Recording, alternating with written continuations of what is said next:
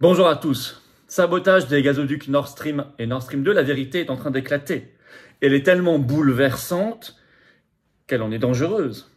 Certains, par contre-feu, pourraient être tentés de faire une provocation. On a des éléments en ce sens. J'y reviens dans cette vidéo de manière très précise. C'est passé beaucoup de choses ces derniers jours, ces dernières heures. Je vous explique tout dans cette vidéo et on va voir comment on se place dans cette perspective pour avoir la paix. La vérité et la paix, comment la France doit jouer. On va voir tout cela dans cette vidéo importante, très importante pour les semaines et les mois qui viennent. On va parler aussi d'ailleurs des élections intermédiaires aux États-Unis dans ce contexte, là, le 8 novembre, et pour les années qui viennent, les années de paix qu'il faut que nous bâtissions ensemble. Continuez de vous abonner à cette chaîne YouTube, c'est important. Pour faire circuler, mieux voir ces vidéos, le petit bouton s'abonner juste en dessous là. Hein. Vous vous abonnez, vous cliquez dessus, c'est gratuit, c'est instantané. On le sait, plus on est nombreux sur cette chaîne à être abonnés, plus ces vidéos sont visibles de gens qui ne nous connaissent pas encore. Et c'est vraiment ces personnes-là qu'il faut aller chercher, voilà, par la main, pour les éveiller, les réveiller, les transformer en résistants, en combattants de la souveraineté, de la liberté et de la paix. Je vous remercie donc infiniment et je remercie tous ceux qui se sont abonnés récemment à cette chaîne. Il reste des places pour la grande journée du 9 novembre à Colombey et 2 églises. Il faut s'inscrire juste en dessous par un lien. Commémoration du général de Gaulle, j'y suis bien évidemment. On partage ensemble un déjeuner. Il faut juste s'inscrire, ça arrive et c'est très important pour notre combat commun et pour nous souvenir de cette France libre que nous allons bâtir ensemble aussi dans les mois et les années qui viennent. Justement, pour bâtir cela, je vous attends aux patriotes. Ouais, pour bâtir cette France libre, cette liberté, cette humanité, cette souveraineté populaire, nationale, cette dignité, cette humanité, cette paix, cette vérité. Eh bien, l'adhésion aux patriotes, ou la réadhésion, si vous avez adhéré il y a plus d'un an, pensez-y, est très importante. Parce que quand on se bat contre l'oligarchie, comme c'est notre cas, on a besoin d'être extraordinairement nombreux.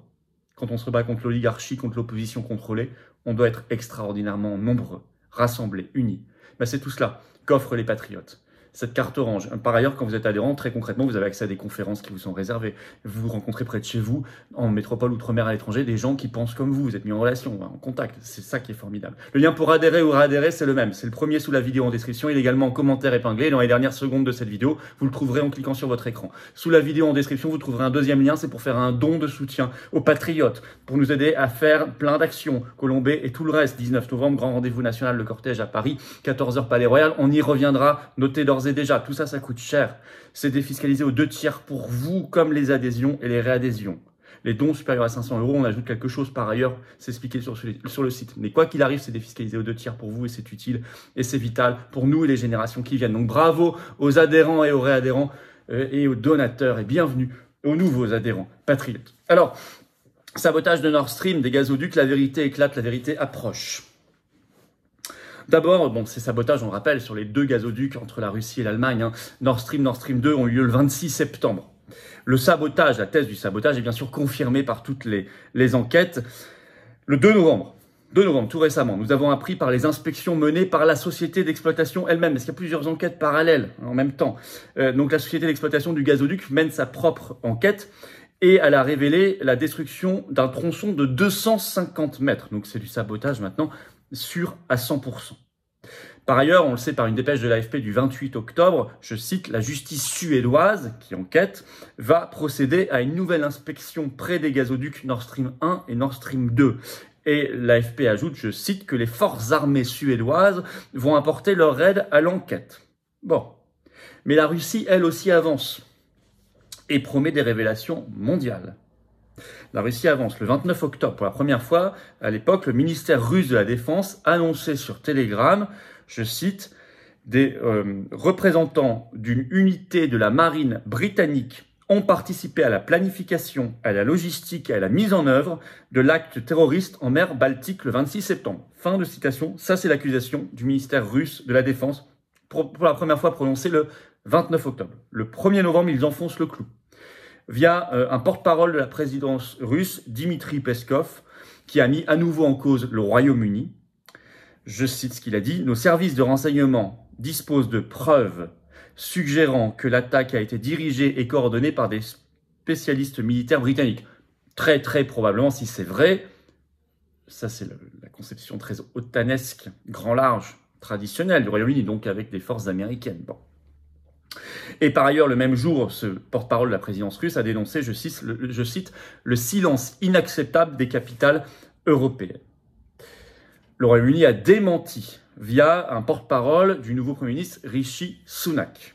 Mais la Russie a appelé à l'attention du Conseil de sécurité de l'ONU sur, je cite, une série d'attaques terroristes avec implication de la Grande-Bretagne. La Russie veut saisir le Conseil de sécurité de l'ONU, où elle est membre permanente, mais le Royaume-Uni aussi, la France aussi d'ailleurs. Et ils sont allés encore plus loin le 2 novembre.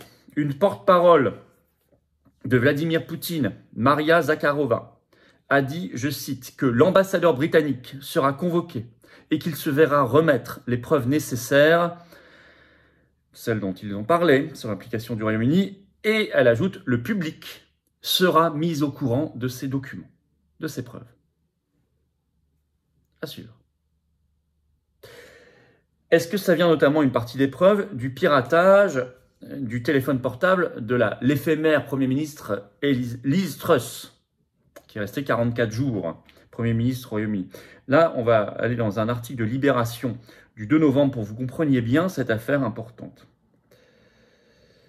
Je cite Libération du 2 novembre. Samedi, l'information, samedi 29 octobre, le Mail on Sunday, journal britannique, a dévoilé que le numéro de téléphone personnel de Liz Truss, alors quand elle était Premier ministre, avait été piraté cet été par des agents du Kremlin, lorsqu'elle était ministre des Affaires étrangères de Boris Johnson, à l'époque, effectivement, avant d'être Premier ministre.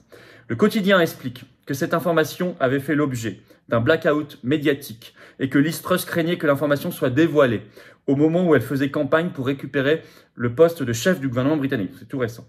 Il est également précisé qu'elle a changé de numéro de téléphone personnel avant sa prise de fonction en tant que Premier ministre. Je cite toujours Libération. Au lendemain de ces révélations gênantes à ce niveau de responsabilité, l'homme d'affaires et informaticien germano-finlandais Kim Dotcom a publié un tweet laissant entendre que, je cite, les Russes savent que le Royaume-Uni a fait sauter le pipeline Nord Stream en partenariat avec les États-Unis, car selon lui, Liz Truss a utilisé son iPhone pour envoyer un message à Anthony Blinken, qui est le secrétaire d'État des États-Unis pour les Affaires étrangères, ministre des Affaires étrangères, disant « c'est fait ». Ce serait le texto qu'elle aurait envoyé, « c'est fait ». 1 minute après que le pipeline, le gazoduc, a explosé et avant que quiconque ne le sache. Selon lui, c'est grâce à l'accès administrateur d'iCloud qui est génial, que ces informations ont pu être obtenues par les Russes. Après, il n'a pas avancé de preuves tangibles. Mais voilà où nous en sommes. Le président serbe, lui, a pris la parole le 3 novembre. Selon l'agence de presse TASS qui rapporte ses propos, donc Alexander Vučić, il a déclaré aux médias le 3 novembre, le président serbe, je cite, tous les politiciens dans le monde savent qui est impliqué dans le sabotage de la mer Baltique contre les gazoducs Nord Stream et Nord Stream 2. Mais hypocritement, ils gardent tous le silence. Il ajoute, l'hypocrisie est partout. Alors, comme il n'y a pas de version alternative, il y a même un grand silence gêné et embarrassé. De l'autre côté, du côté de l'OTAN, rien qui a été apporté. Et en plus, comme la Russie et l'Allemagne ont été tenus à l'écart des investigations, même si l'Allemagne essaie de faire aussi sa propre enquête, ça laisse penser que tout ce qui apparaît là est plutôt une version très crédible. D'ailleurs assez cohérente avec toutes les déclarations, on en avait parlé dans une vidéo il y a quelques semaines, vous irez voir sur ce sujet, les déclarations successives de Joe Biden et d'autres, et de Polonais aussi, contre ce gazoduc, et prévenant qu'ils allaient en finir avec eux. Bon. Ça laisse penser que c'est la bonne version. Alors maintenant, le risque, c'est qu'il y a une volonté du côté de Zelensky ou de l'OTAN de détourner l'attention, notamment quand la Russie, si elle le fait vraiment, révélera les preuves au grand public. Peut-être par une attaque sous faux drapeau. Et là, il faut aller voir ce qu'agite comme crainte la Russie. Dépêche de Reuters, l'agence de presse, le 25 octobre. Je cite, « La Russie veut évoquer ses craintes sur une bombe sale ukrainienne au Conseil de sécurité de l'ONU. » La Russie a exhorté ainsi le secrétaire général de l'ONU, Antonio Guterres, de faire tout son possible pour, je cite, « empêcher ce crime odieux de survenir ». Alors, l'AIEA, l'Agence internationale de l'énergie atomique, le 31 octobre, suite à ces accusations russes, a annoncé commencer sur ce sujet des inspections en Ukraine pour vérifier s'ils sont en train ou pas peut-être de fabriquer une bombe sale.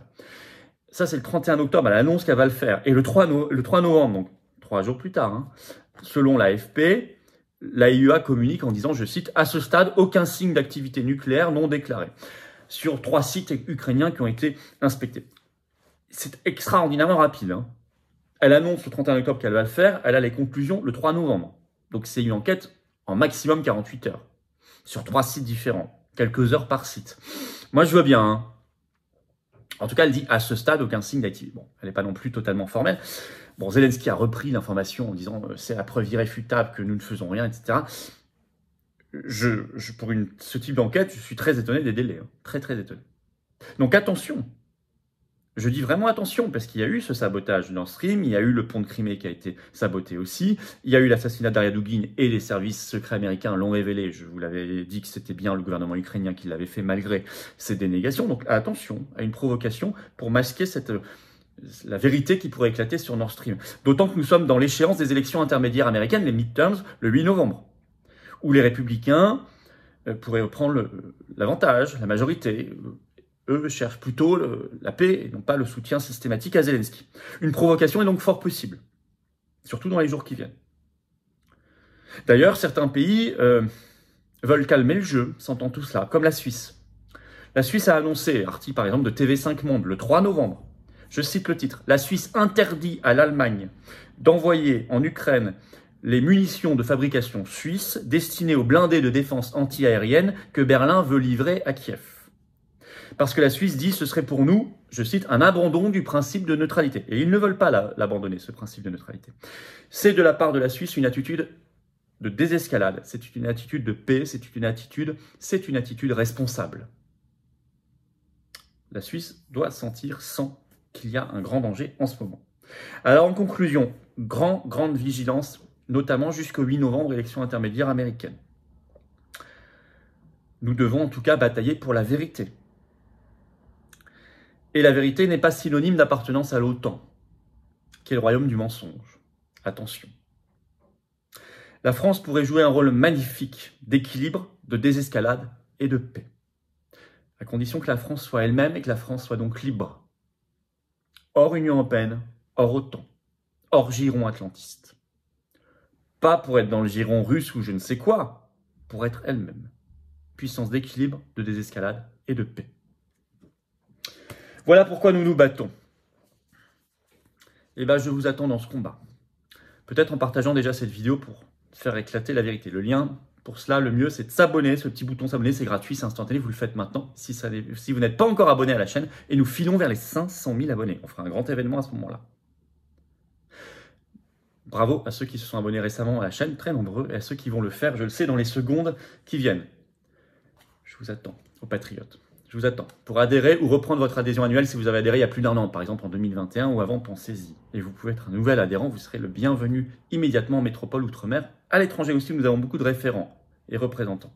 Le lien pour adhérer ou réadhérer, c'est le même. C'est le premier sous la vidéo en description. Il est donc également en commentaire épinglé dans quelques secondes en cliquant sur votre écran. Là ou là, vous verrez. Sous la vidéo en description, il y a un deuxième lien, c'est pour faire un don de soutien aux patriotes. Je l'ai dit, c'est vital pour faire tout ce qu'on fait. Le grand événement du 19 novembre à Paris, 14 h, rendez-vous Palais Royal. On ira jusqu'à la place Pierre-Laroque. Par exemple, ça coûte cher, de plus en plus cher avec l'inflation et tout le reste. Un énorme bravo aux donateurs, aux réadhérents. C'est défiscalisé aux 2/3 pour vous. Et bienvenue aux nouveaux adhérents patriotes. Pour vous aussi, c'est défiscalisé aux 2/3. Grand bienvenue. Et vive la France!